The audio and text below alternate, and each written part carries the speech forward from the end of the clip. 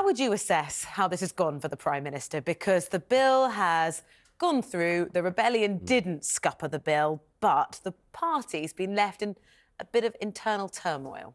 Internal turmoil in the Conservative Party? Who would have thought it? Look, it's not in a good place. We've had weeks of division played out on programmes such as your own. But just before Christmas, when Robert Jenrick, the now former immigration minister, resigned, there was absolute panic, you may remember, inside Number 10. And there was real concern, would the Prime Minister even survive? Was the party so angry and rebellious that he would be brought down? So, relative to that moment, the Prime Minister is relieved. But this is not the end of the whole Rwanda bill saga, I'm afraid. It's got to go to the House of Lords yet, and they will amend it, they will dilute it, and Tory MPs won't be happy at that either. Tim, welcome to the show. Lovely to have you back on. Here's the thing I don't get. You created Conservative Home, so you'll be able to nail this for me. I think this is his incompetence. I think this is, and I keep saying it, and people say to me in the colours, that's right or that's wrong. He desperately wanted this job. Yep. And he did a deal with a woman who was very strong, whether you love or hate Suella Braverman, that is what she thought. And by the way, if I could just acknowledge, as I did last time, at least she and Jenrick had the balls, excuse my French, to actually stand up for what they believed and vote rather than, abstain. They believe it, so they did it. Yep. He made a deal for Suella's support and the right wing to become the Prime Minister, knowing that Rwanda was on the table. Whether he was naive or not, I don't understand. If he wasn't keen on it, scupper it, bring up something new. He has chosen to die on a hill that most people believe is impossible to see through. I don't get it. Well, look, naivety. He's not very good at politics. That's absolutely... How does that sound? He's our Prime Minister, Tim Montgomerie. Look, on HS2, a policy that was backed by all of his predecessors, we'd already spent billions of pounds on, he took a really courageous decision he did. to scrap it. It was the right decision because we would spend billions more wasted on it. Why he didn't do the same for Rwanda, Jeremy, I don't understand. Well, and it's a really good point, because Rosie and I, do you remember Sir Robert Buckland on Monday? You could tell, and I like Robert, you could tell, couldn't you, Rosie? He didn't believe in it. No. Cleverly doesn't look like he believes in it. So if you sweep into Downing Street, if you're Sunak, and you go, I'm getting rid of all the chaos, all the confusion, Boris Johnson, Liz Truss, why not come up with something else, Sunak? Because that's why you're going to lose. Yeah. What I would say, though, about this whole process that we've been through is we left the European Union because 52% of the country, most Tory MPs, wanted to control the borders of this country. Immigration was the critical issue. What's now clear is, even though we're outside of the European Union, because of a thicket of laws and judicial systems that we're part of, we are still unable to decide who comes to this country, how they come, and when they come. So the real battle underlying this, of the whole Rwanda thing, is our continued membership of the European Convention on Human Rights.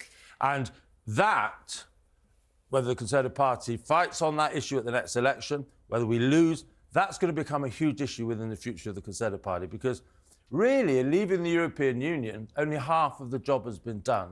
We are still subject to foreign courts. Not courts run by judges, but often by politicians. I think the frustration is with the population who thought, actually, the Rwanda plan sounds like a good idea. You then realise we don't have the infrastructure to enact it quickly. And the Conservatives, very optimistically, Downing Street is saying by the spring we could have a plane take-off. I think most of us look at that and think, there is no way. They haven't got time this side of a general election to make any real, tangible change here. And if a plane does take off, Rosie, we'll probably have a few people on. Home Secretary, probably. That would be nice. It'd be a very expensive PR campaign, basically. It is. Yeah, it's all PR. And that's of go. course, what Robert Jenrick said. He said, the bill has now passed, at its common stages at least, will probably have enough in it to send a few people back. And I think the but not the kind of tens or thousands that we need. And I think the interesting thing about Jenrick is, we talked about this as well last week, he was sent in by Sunak to the Home Office to keep an eye on Suella Braverman. And he was so convinced by what she was saying that he's become the voice piece. Can I ask you something else? Founder of Conservative Home, we talk about the fractured nature of the Tory party, the Wets, or the One Nations, I call them Wets. The people on the right, there's 5 families within that. Show your age, then, Thank you very much. Thank you, Monty. Do you believe that out of this debacle, Because it looks like there was a poll yesterday putting Starmer 27 points in the lead, right?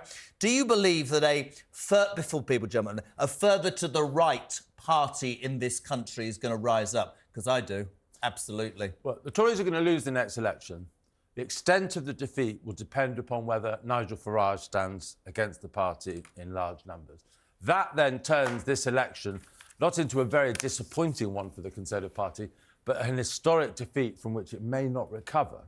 And then all bets are off. But you say might not recover. The Labour Party under Corbyn and others were decimated, and they have come back. That's the one thing you can say about Starmer. Well, the Conservative Party is probably the oldest and most successful political party in the world. And anyone who writes it off ignores that.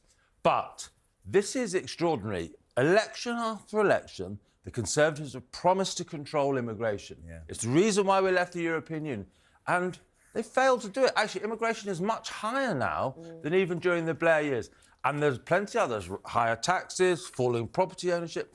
The Tory party hasn't been really Tory in any significant way and deserves what's coming to it. And I hate that. I'm a Conservative, and it gives the other parties opportunities, reform, to say you want hardline immigration, we can do that. They can claw some voters. Labour, we've got Rachel Reeves in Davos now saying, we might think about tax cuts for higher incomes. So Labour are trying to claw back at some of those votes. So then you think, who are the Conservatives really currently serving? Yeah. Well, they aren't serving their core vote, and the core vote has noticed. Do you know what's really interesting? Peter Carball, just to finish, Tim, said this morning, didn't he, after 6, he said, when we were talking about Rachel Reeves in Davos, a Labour would-be chancellor talking about tax cuts for the rich. This is, you call me old-fashioned. Absolutely. But to me, the Tory party isn't appealing, as you quite rightly said, to that very core, which is why I asked the question as to whether, when this is done, what many people would see as a real Tory party would actually rise from the ashes of defeat. Well, I would hope that, but it may, if the defeat is huge,